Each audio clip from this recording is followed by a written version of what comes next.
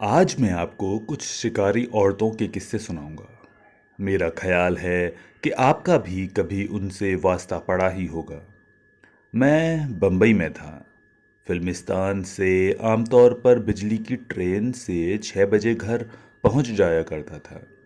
लेकिन उस रोज़ मुझे देर हो गई, इसलिए कि शिकारी की कहानी पर वाद विवाद होता रहा।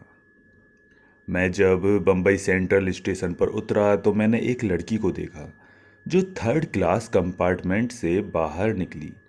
उसका रंग गहरा सांवला था, नाक नक्श ठीक ठाक था, जवान थी, उसकी चाल अनोखी सी थी। ऐसा लगता था कि फिल्म का दृश्य लिख रही है। मैं स्टेशन के बाहर आया और पुल पर विक्टोरिया गाड़ी का इंतज़ार करने लगा। मैं तेज चलने का आदी हूँ, इसलिए मैं दूसरे मुसाफिरों से बहुत पहले बाहर निकल आया था। विक्टोरिया आई और मैं उसमें बैठ गया। मैंने कोचवान से कहा कि आहिस्ता आहिस्ता चले, इसलिए कि फिल्मिस्तान में कहानी पर बहस करते करते मेरी तबीयत परेशान हो गई थी। मौसम सुहावना था। विक्टोरिया वाला आहिस्ता आहिस्ता पुल से उतरने लगा। जब हम सीधी सड़क पर पहुंचे तो एक आदमी सिर पर टाट से ढका हुआ मटका उठाए आवाज लगा रहा था, कुल्फी, कुल्फी। जाने क्यों मैंने कोचवान से विक्टोरिया रोक लेने को कहा और उस कुल्फी बेचने वाले से कहा कि एक कुल्फी दो। मैं असल में अपनी तबीयत की परेशानी किसी न किसी तरह दूर करना चाहता था। उसने मुझे एक डोने में कुल्फी दी। मैं खाने ही वाला था कि अचानक कोई धम्म से विक्टोरिया में आ घुसा। काफी अंधेरा था। मैंने देखा तो वही गहरे रंग की सांवली लड़की थी। मैं बहुत घबराया। वो मुस्कुरा रही थी। दोने में मेरी कुल्फी पिघलनी शुरू हो गई। उसने कुल्फी वाले से बड़े बेतकल्लुफ अंदाज में कहा, एक मुझे भी दो। उसने दे दी। गहरे सांवले रंग की लड़की ने उसे 1 मिनट में चट कर दिया और विक्टोरिया वाले से कहा, चलो। मैंने उससे पूछा, कहाँ? जहां भी तुम जाना चाहते हो। मुझे तो अपने घर जाना है। तो घर ही चलो। तुम कौन हो? कितने भोले बनते हो। मैं समझ गया कि वो किस किस्म की लड़की है। चुनाचे मैंने उससे कहा, घर जाना ठीक नहीं और ये विक्टोरिया भी गलत है, कोई टैक्सी ले लेते हैं। वो मेरे इस मशवरे पर बहुत खुश हुई। मेरी समझ में नहीं आता था कि उससे निजात कैसे हासिल करूं। उसे धक्का देकर बाहर निकालना तो ऊधम मच जाता। फिर मैंने ये भी सोचा कि औरत जात है, इससे फायदा उठाकर कहीं वो यह बवेला ना मचा दे कि मैंने उससे अभद्र मजाक किया है। विक्टोरिया चलती रही और मैं सोचता रहा कि ये मुसीबत कैसे टल सकती है। आखिर हम बेबी अस्पताल के पास पहुंच गए। वहां टैक्सियों का अड्डा था। मैंने विक्टोरिया वाले को उसका किराया अदा किया और एक टैक्सी ले ली। हम दोनों उसमें बैठ गए। ड्राइवर ने पूछा, किधर जाना है साहब? मैं अगली सीट पर बैठा था। थोड़ी देर सोचने के बाद मैंने उसे फुसफुसा कर कहा, मुझे कहीं नहीं जाना है। ये लो 10 रुपए। इस लड़की को जहां भी तुम ले जाना चाहो ले जाओ। वो बहुत खुश हुआ। दूसरे मोड़ पर उसने गाड़ी ठहराई और मुझसे कहा, साहब, आपको सिगरेट लेने थे? उस ईरानी के होटल में सस्ते सिगरेट मिल जाएंगे। मैं फौरन दरवाजा खोलकर बाहर निकला। गहरे रंग की सांवली लड़की ने कहा, 2 पैकेट लाना। ड्राइवर उससे मुखातिब हुआ, 3 ले आएंगे। और उसने मोटर स्टार्ट की और ये जा वो जा। बम्बई का वाकया है।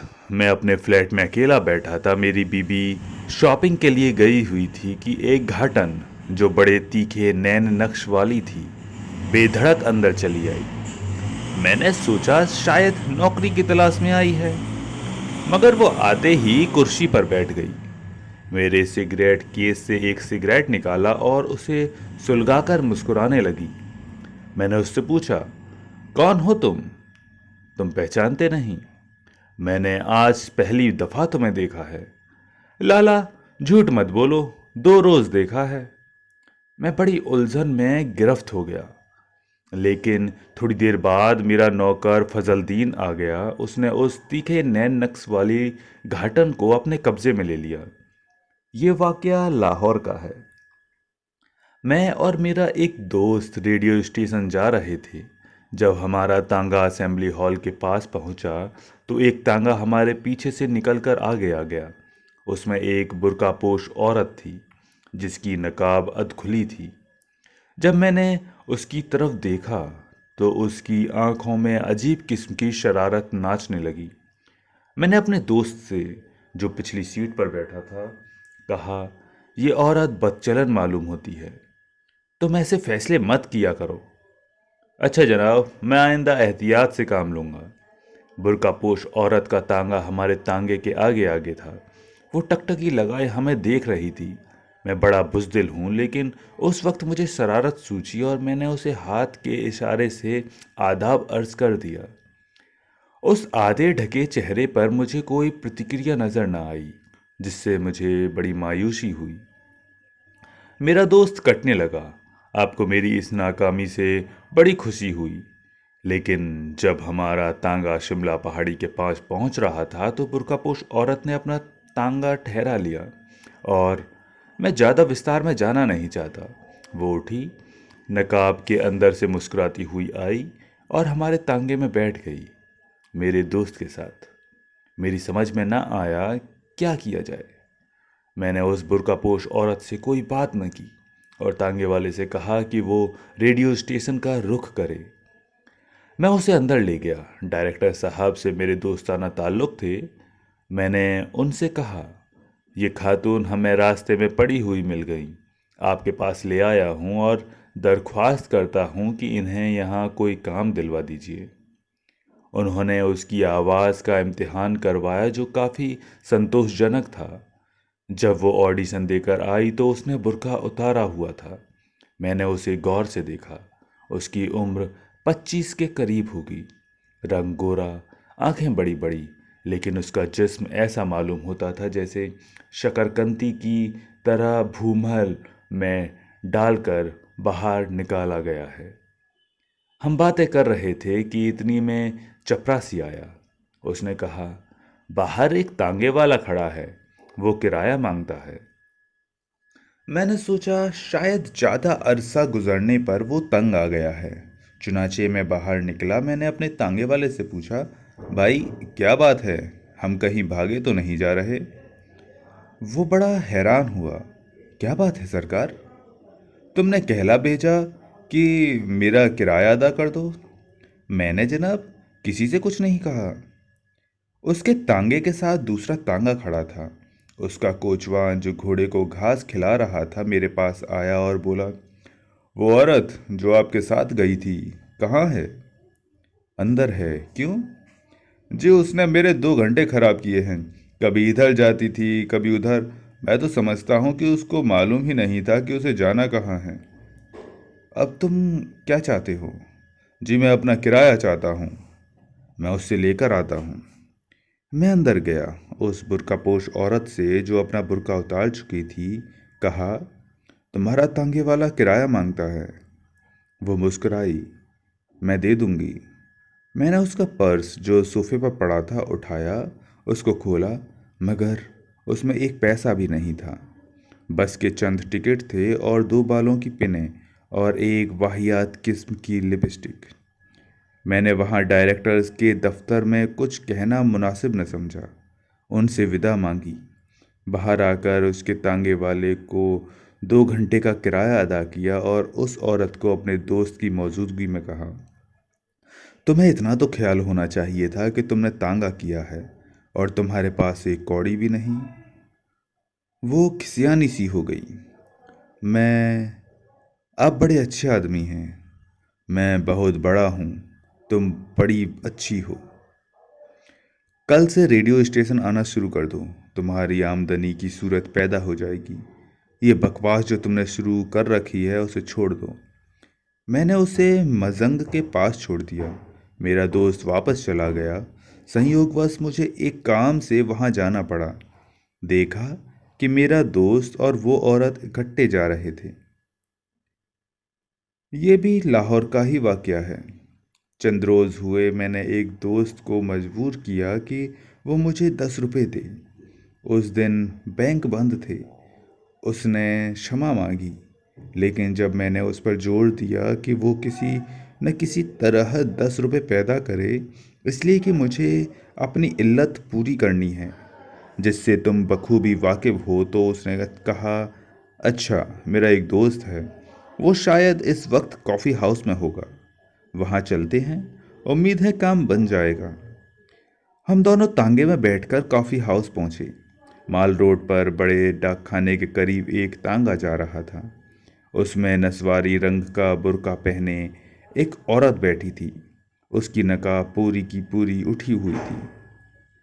वो तांगे वाले से बड़े बेतकल्लुफ़ अंदाज में गुफ्तगू कर रही थी। हमें उसके शब्द सुनाई नहीं दिए, लेकिन उसके होठों की जुम्बिश से जो कुछ मालूम होना था हो गया।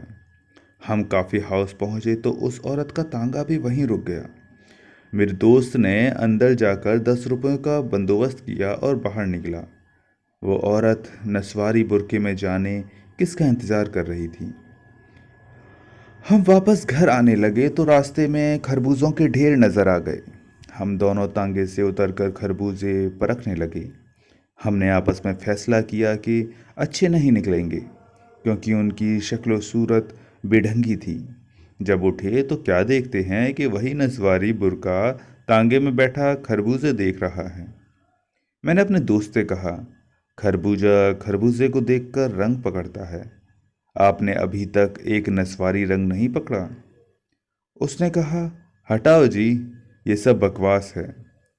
हम वहाँ से उतरकर तांगे में बैठे। मेरे दोस्त को करीब की एक केमिस्ट के पास जाना था। वहाँ 10 मिनट लगे। बाहर निकले तो देखा नसवारी बुर्का उसी तांगे में बैठा जा रहा है। मेरे दोस्त को बड़ी हैरानी हुई। ये क्या बात है? ये औरत बेकार क्यों घूम रही है? मैंने कहा, कोई ना कोई बात तो ज़रूर होगी। हमारा तांगा माल रोड को मुड़ने ही वाला था कि नसवारी बुर्का फिर नजर आया। मेरे दोस्त यद्यपि कुंवारे हैं, लेकिन बड़े जाहिद। उनको जाने क्यों उत्सुकता पैदा हुई कि उस नसवारी बुर्के से बड़ी बुलंद आवाज में कहा, आप क्यों आवारा फिर रही हैं? आइए हमारे साथ। उसके तांगे ने फौरन रुख बदला और मेरा दोस्त सख्त परेशान हो गया। जब वो नसवारी बुर्का उससे बात करने लगा तो उसने उससे कहा, आपको तांगे में आवारागर्दी करने की क्या ज़रूरत है? मैं आपसे शादी करने के लिए तैयार हूँ। मेरे दोस्त ने उस नसवारी बुर्के से शादी कर ली।